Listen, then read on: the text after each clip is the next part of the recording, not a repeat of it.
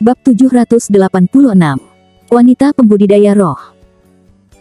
Kenzi melihat wanita berbaju merah menjulurkan cakar ayamnya yang ramping, berpikir bahwa wanita berbaju merah itu akan menyerangnya. Niat membunuh secara naluriah muncul di matanya. Dia mengumpulkan kekuatannya dalam sekejap, siap memberinya pukulan yang menggelegar.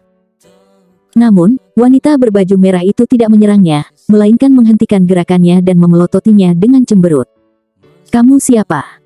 Mengapa kamu ingin merusak urusanku? Aku tahu kamu tidak mudah terprovokasi, aku tidak pernah memprovokasi kamu, tapi kamu berani memprovokasiku." Wanita itu berbicara, suaranya setipis jarum, yang membuat orang merasa tidak nyaman. Kenzi mencibir, "Aku tidak ingin main-main denganmu, tapi kamu sudah mengacaukan hidupku. Aku memilih untuk hidup dalam pengasingan di sini karena aku tidak ingin ada yang menggangguku. Tapi kamu berani membuat keributan di lantai atas, dan kamu berlari ke lantai 6 tadi malam untuk membunuh orang, hingga polisi datang. Aku bersembunyi di atas loteng. Aku ingin membunuhmu tetapi kamu sangat mendominasi. Jika aku tidak takut padamu, dua pasangan di depan kamarmu tidak takut padamu, aku akan membunuh mereka tadi malam. Apa lagi yang kamu mau?" Kenzi tercengang. Dapatkah dia melihat betapa kekuatanku? Tidak. Kenzi langsung tahu bahwa dia berbohong. Wanita ini tidak membunuh tetangganya tadi malam, kedua pasangan itu pasti bukan karena dirinya. Pasti ada alasan lain, tetapi Kenzi tidak mengeksposnya, dan berkata dengan dingin, "Saya sangat mendominasi, bagaimana dengan kamu? Aku telah membunuh semua hantu yang kamu besarkan, tidakkah kamu marah? Kamu membesarkan begitu banyak hantu, itu menunjukkan berapa banyak orang yang kamu bunuh setiap hari. Sayangnya, kamu tidak beruntung telah bertemu denganku dan memprovokasiku. Apakah luar biasa bisa mengirim bola api? Jangan salahkan aku karena tidak mengingatkanmu. Jika kamu menyinggung perasaanku, kamu akan mati, dan seluruh keluargamu akan mati." Wanita itu segera berteriak, menunjukkan tatapan garang, seperti seorang ibu yang telah terpojok. Bola api itu bukan sesuatu yang istimewa. Mendengar apa yang dia katakan barusan, Kenzi tersedak dan tidak bisa berkata apa-apa. Ini adalah pertama kalinya Kenzi bertemu orang seperti ini. Teknik bola apinya sangat kuat sehingga hanya sedikit hantu, roh jahat, biksu penyihir, dan orang di dunia yang dapat bertahan darinya. Dia tidak menyangka akan menemukan seseorang yang meremehkan teknik bola apinya hari ini. Bisakah dia juga menembakkan bola api? Mungkinkah dia salah, dia juga seorang yang sekuat dirinya. Melihat Kenzi ragu-ragu, wanita itu mencibir tajam, mengulurkan tangannya yang panjang dan kurus, dan nyala api kuning pucat muncul di jarinya. Meski kecil, tapi sangat jelas. Kenzi tercengang untuk beberapa saat, dan hampir tertawa. Wanita ini benar-benar lucu, dia berpikir bahwa bola apinya dan miliknya dihasilkan oleh reaksi kimia, tetapi Kenzi masih mengagumi wanita ini karena bisa mengumpulkan titik nyala api dari fosfor yang rendah. Hanya saja api fosfor semacam ini hanya bisa menakuti orang dan tidak bisa menyakiti siapapun. Kemungkinan dia terlalu lama tinggal di kuburan, jadi dia mengumpulkan api fosfor selama bertahun-tahun. "Aku menganggapmu kuat. Sekarang aku akan menyerahkan gedung ini, selama kamu tidak membuat masalah untukku."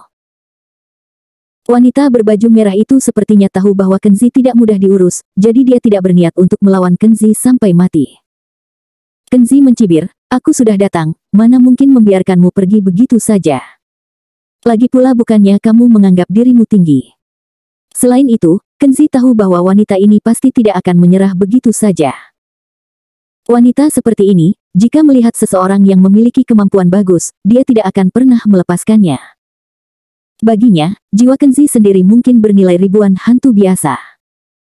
Benar saja, tepat setelah Kenzi selesai berbicara, hantu besar di belakangnya tiba-tiba bergegas menuju Kenzi seperti hantu, secepat kilat.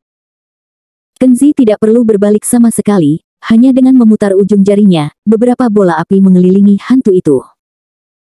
Bau yang sangat menjijikkan datang, dan setelah semburan jeritan tajam, hantu di belakang Kenzi benar-benar terbakar oleh bola api Kenzi dan pada akhirnya tidak ada yang tersisa. "Beraninya kamu membunuh anakku?" Wanita berbaju merah itu berteriak, dan bergegas menuju Kenzi seolah darah dagingnya telah dibunuh oleh Kenzi. Kenzi berkata dengan lembut, Kamu hanyalah pembudidaya roh yang menguasai sihir kuno yang baru mulai belajar, tapi kamu berani bersikap sombong di depanku. Wanita berbaju merah itu tiba-tiba menghentikan sosoknya, menatap Kenzi dengan takjub dan berkata, kamu benar-benar dapat melihat kemampuanku. Kamu tidak perlu tahu. Kamu telah membunuh begitu banyak orang, jadi kamu juga akan mati. Setelah selesai berbicara, Kenzi bergerak pada saat yang sama. Beberapa bola api ditembakkan untuk mengelilingi wanita berbaju merah itu. Wanita berbaju merah itu berteriak, dan segera berteriak, jangan bunuh aku, apakah kamu tahu kuil kuno Gunung Keramat di Nusa Utara? Jika kamu membunuhku, kamu akan diburu oleh penguasa kuil, saudara-saudaraku, terutama pamanku, mereka pasti tidak akan membiarkanmu pergi. Kenzi memandangnya, dan berkata sambil mencibir, kuil Gunung Keramat di Nusa. Namanya sangat familiar. Aku pergi ke sana belum lama ini, dan di sana adalah seorang pendeta tua bernama Sasun Zander berlutut dan memohon belas kasihan padaku. Pada akhirnya saya menghancurkan kekuatannya, mengusir murid-muridnya, dan membakar kuil yang kotor itu. Setelah mendengar kata-kata Kenzi, wanita berbaju merah itu berteriak, kamu kenal Paman Zander? Biarkan aku pergi, aku bersedia melakukan apa saja untuk kamu. Wanita berbaju merah itu tiba-tiba ketakutan. Tidak mungkin. Sebelum dia selesai berbicara, Kenzi mengangkat tangannya dan membakarnya sepenuhnya dengan bola api, hanya menyisakan abu halus yang melayang-layang. Kenzi melihat benda yang dapat menghalang inderanya, itu adalah jenis kayu yang sangat aneh, Kenzi tidak dapat mengenalinya, tetapi kayu tersebut telah terbakar parah oleh bola apinya. Kenzi segera membakarnya dengan beberapa bola api lagi. Wanita berbaju merah memiliki senjata ajaib untuk mengendalikan hantu, dan Kenzi sama sekali tidak menyukai hal-hal kotor seperti itu. Dia segera membakarnya menjadi abu tanpa pendang bulu. Indera spiritual Kenzi menyapu, dan dia menemukan bahwa setelah dia membunuh wanita itu, hantu tersembunyi lainnya melayang keluar satu demi satu dan menghilang ke alam. Akhirnya aman. Kenzi menghela nafas, dan bisa tinggal di gedung ini dengan tenang. Tetapi di kuil di Nusa Utara, mengapa murid-muridnya tidak pernah memiliki hal yang baik? Semua menjijikkan, tapi untungnya sudah dibakar. Bab 787. Dicegat sopir. Kenzi kembali ke kamarnya, duduk bersila di kepala tempat tidur, dan mulai berlatih perlahan. Dia menggunakan teknik bola api berkali-kali barusan, yang menghabiskan banyak kekuatan spiritual dan energinya, dia hanya bisa mengandalkan meditasi untuk pulih perlahan. Tentu saja, mungkin juga memulihkan kekuatan spiritual dalam waktu singkat dengan pil energinya, tetapi hal-hal seperti itu terlalu berharga.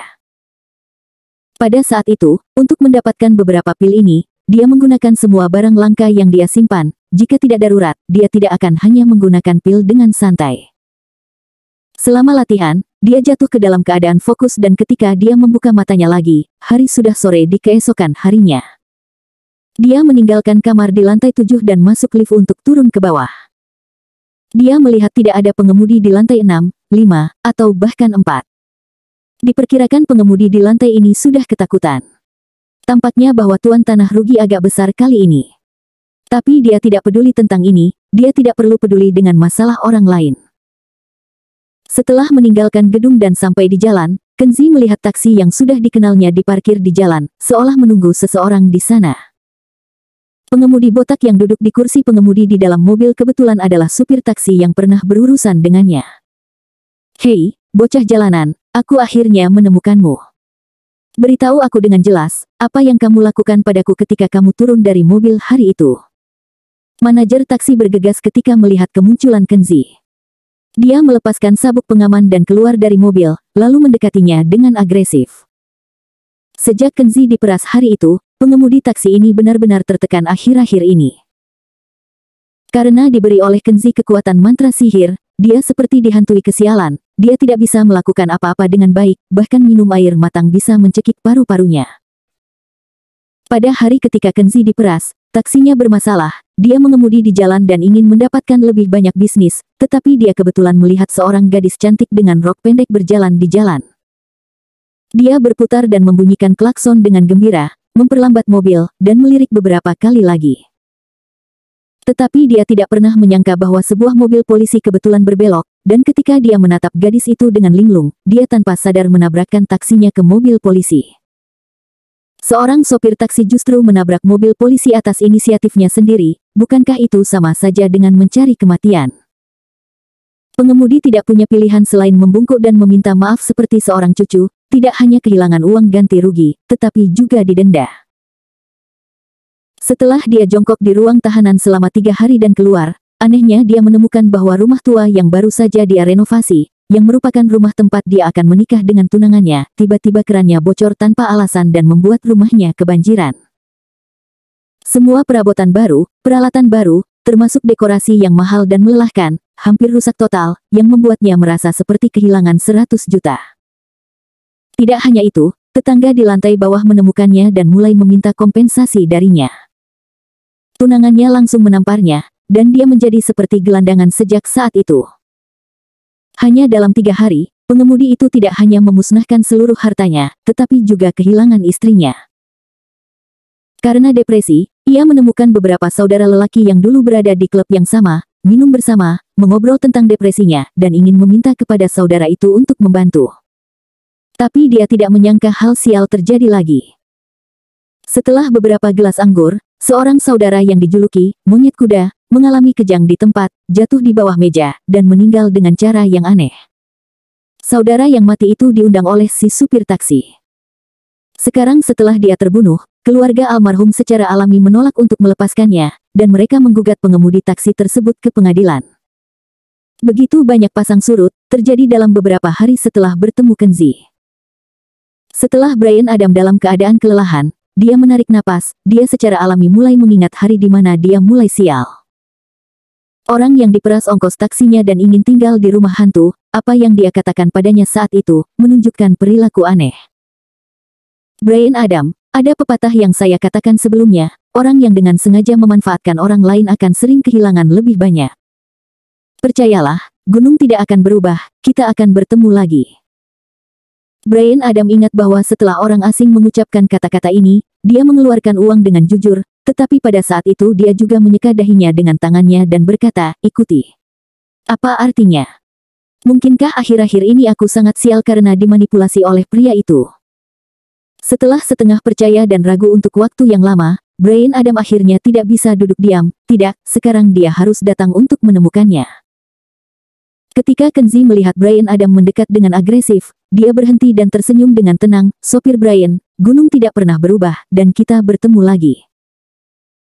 Dia bisa melihat bahwa Bryan Adam, si pengemudi, berkulit hitam dan dahinya seolah ternoda lapisan tipis abu pot, terlihat jelas bahwa beberapa hari terakhir ini bernasib sial, dan sangat sial. Bocah jalanan, jelaskan, ketika kamu keluar dari mobil hari itu, kamu membuat isyarat tangan di depan dahiku, apa artinya? Sopir Bryan sangat marah, menatap Kenzi, seolah-olah dia bisa menelannya dalam sekali teguk. Meskipun pengemudi Bryan sering curiga bahwa dia sangat sial akhir-akhir ini, mungkin karena pria di depannya yang mengacau, tetapi dia tidak takut pada Kenzi, karena di matanya, pria ini terlihat seperti anak kecil, jelas bukan lawannya. Jika ingin bertarung, Bryan Adam sangat percaya diri, dengan tubuhnya yang kekar dan tinju yang kuat, dia bisa mengalahkan pria ini hingga merangkak di tanah dalam hitungan menit. Tahukah Anda, ketika sopir Bryan berada di klub 2 tahun lalu, dia cukup mampu bertarung, dan banyak saudara yang sangat mengaguminya. Menghadapi pertanyaan yang mengancam dari pengemudi, Kenzi tidak marah, dan berkata dengan tenang, karena kamu mencariku, kamu harus menunjukkan rasa hormat. Kalau tidak, hari-hari burukmu tidak akan berakhir. Pengemudi Bryan mendengarkannya, dia tiba-tiba mengerti dalam hati, sepertinya orang ini tahu bahwa dia sangat tidak beruntung akhir-akhir ini, yang berarti kesialannya 100% berhubungan dengan orang ini. Bocah bau, kamu berani bermain denganku. Aku akan membunuhmu hari ini. Bryan Adam sangat marah. Dia harus menemukan cara untuk melampiaskan kesialannya hari ini. Dia menggulung miliknya lengan baju dengan ganas, ingin memberi Kenzi pelajaran serius terlebih dahulu, lalu membicarakan hal-hal lain. Oh, mau memukulku? Sopir Bryan, kusarankan kamu jangan terlalu mudah tersinggung. Jika kamu bertengkar denganku, kamu akan kewalahan. Kenzi terlihat tenang, seperti melihat monyet yang sedang marah. Bah, kamu apa? Anak ingusan, bocah jalanan. Hari ini aku ingin kamu merasakan tinju yang kupakai di seluruh South Street. Bryan Adam menunjukkan wajah yang dominan, sangat arogan, dan berkata marah. Setelah itu, dia bergegas ke depan, dan sebelum dia bisa mengayunkan tinjunya, dia mendengar ledakan. Kenzi sangat cepat, kakinya telah menendang selangkangannya. Au! Sopir Brian tiba-tiba menjerit, mencengkeram selangkangannya, dan berlutut di tanah.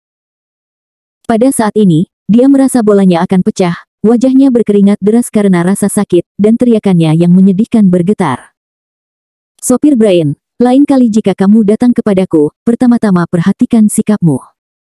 Jika sikapmu tidak baik, tidak ada yang perlu kita bicarakan. Kenzi meliriknya, lalu pergi tanpa basa-basi. Supir Brian berlutut di tanah dan melihatnya pergi, rasa sakit dan duka tidak bisa dijelaskan dengan kata-kata.